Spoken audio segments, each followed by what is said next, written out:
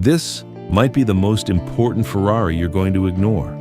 Not because it's slow, not because it's ugly, not because it's lacking anything, but because on paper, this looks like the entry-level Ferrari, the one people scroll past, the one that quietly sits at the bottom of the lineup while everyone chases V12 monsters, hybrid hypercars, and limited-run specials. But here's the thing. Ferrari doesn't build basic cars anymore, and the new Ferrari Amalfi might actually be one of the smartest, most usable, and most complete Ferraris they've made in years.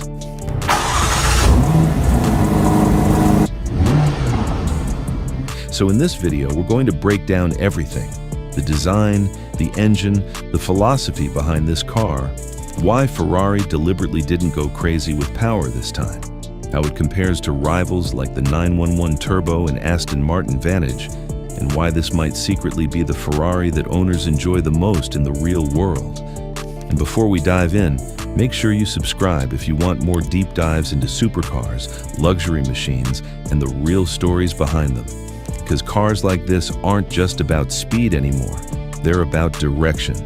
Now, let's get into it. This is the Ferrari Amalfi. And yes, this is officially the replacement for the Ferrari Roma. And straight away, Ferrari has done something that sounds small, but actually matters a lot.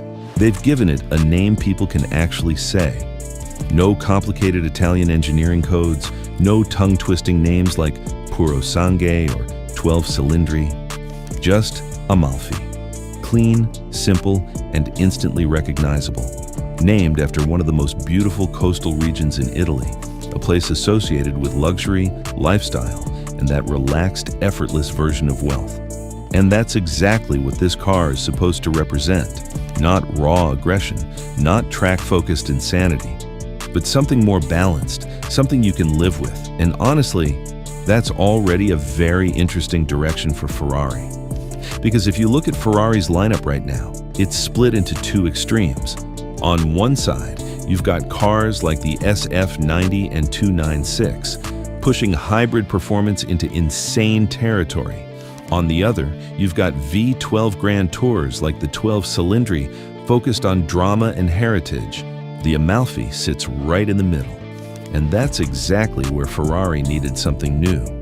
Now, let's talk about the design. Because at first glance, this might look very similar to the Roma. But the more you look, the more you realize Ferrari has quietly changed almost everything. Starting at the rear, this is where the Amalfi actually looks more aggressive than the Roma. The taillights, which used to be more exposed and defined, are now more integrated into the body.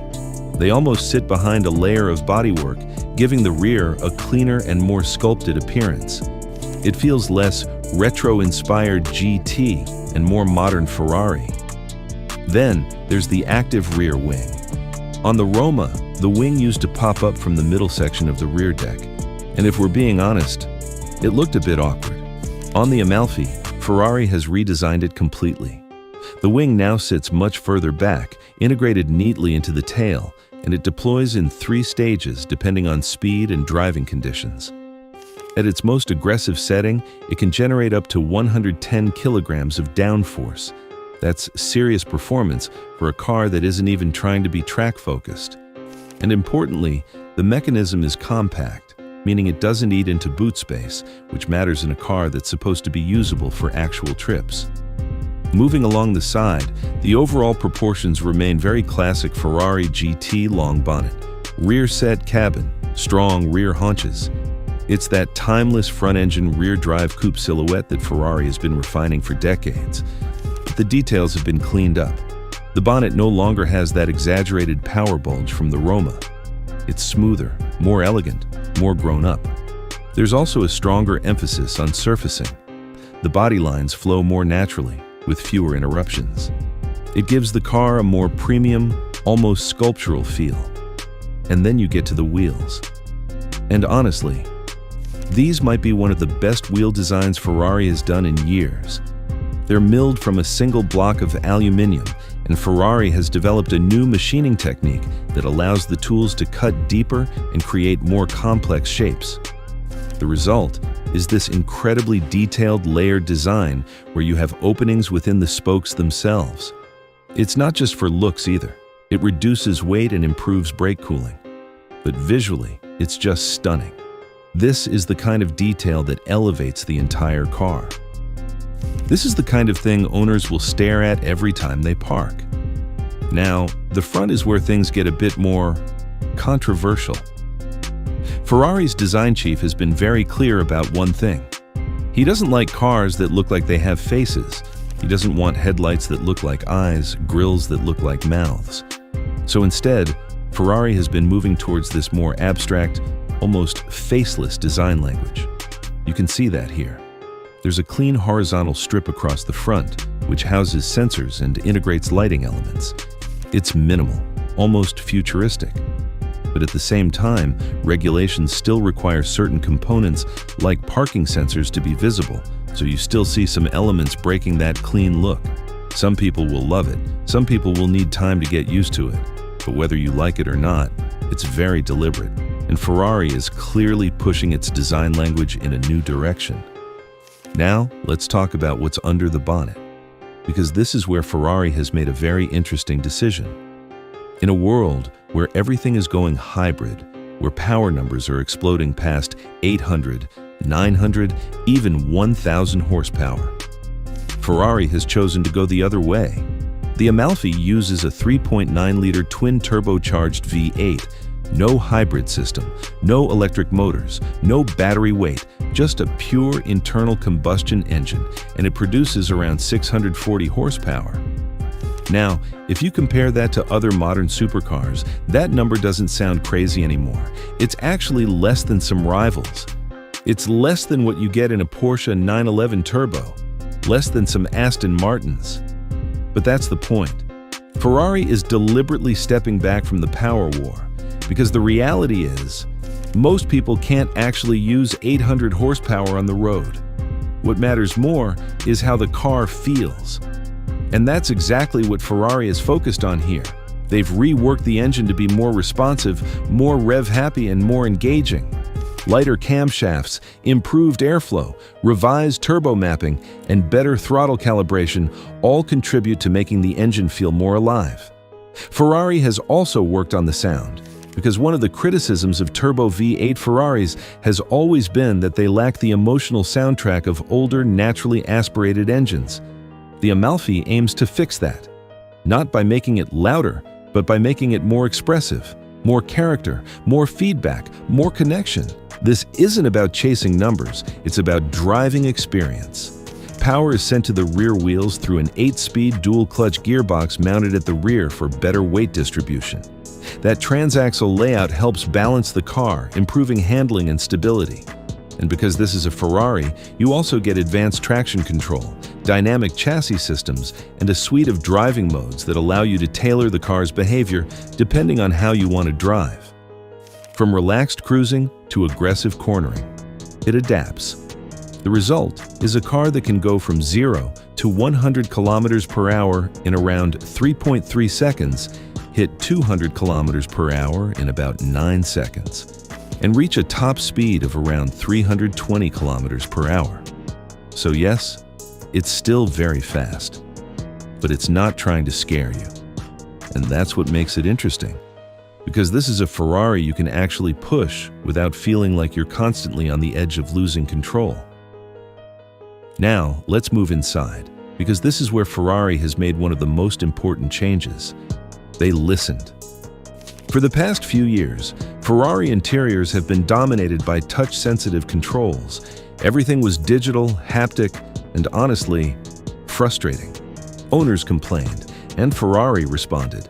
The Amalfi brings back physical buttons on the steering wheel, real, clicky, tactile controls. You have proper buttons for infotainment, driver assistance shortcuts, phone controls, and even a physical engine start button. And that might sound small, but it completely changes the experience. Starting a Ferrari should feel like an event. And now, it does again. The rest of the interior has also been redesigned to be more usable. The Roma had this dual cockpit layout that looked interesting but felt cramped. The Amalfi simplifies things. There's a large horizontal central display, a cleaner dashboard, and more space overall. The infotainment system is faster, smoother, and more intuitive. The passenger also gets their own display, which shows speed, gear, and other performance data. It's a bit of a show-off feature, but it adds to the experience. The materials are also a step up. Soft leather, carbon fiber, suede, but used in a more minimalist way. Fewer panels, fewer distractions. Just clean, high-quality surfaces that feel properly premium. There's also actual practicality here. A decent glove box, storage compartments, phone charging, even small rear seats similar to what you'd find in a 911. Not exactly spacious, but usable enough for short trips or extra luggage. And that's really what this car is about. Usability. This is Ferrari saying, what if we made a car that people actually drive every day? Not just weekends, not just special occasions, every day. And that's a big shift. Because traditionally, Ferrari ownership has been about occasion, about drama, about that feeling of driving something special. The Amalfi doesn't lose that, but it adds something new. Ease, comfort, confidence.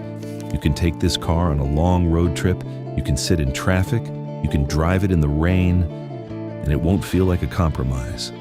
And that's what makes it so dangerous, in a good way. Because once you realize you can actually use a Ferrari like this, it changes how you see the brand. Now, let's talk about where this car fits in the market, because this is where things get really interesting. The Amalfi will compete with cars like the Porsche 911 Turbo, Aston Martin Vantage, and even some high-end Mercedes-AMG models. But unlike those cars, this is still a Ferrari, which means it carries a different kind of appeal. You're not just buying performance, you're buying the badge, the history, the feeling, and Ferrari knows that. That's why this car exists. It's the gateway, the entry point into the Ferrari world, the car that brings new buyers in. And once you're in, well, that's when things escalate, because Ferrari ownership isn't just about one car, it's about access to special models, to limited editions, to a whole ecosystem, and the Amalfi is your ticket in. Now the real question is this actually the best Ferrari to own? Not the fastest, not the most expensive, but the best overall experience, because when you combine performance, usability, design, and comfort, this might be the one you actually enjoy the most. So now I want to hear from you. Would you take this over something more extreme, like a 296 or SF90? Or do you think Ferrari should have pushed harder with power and technology?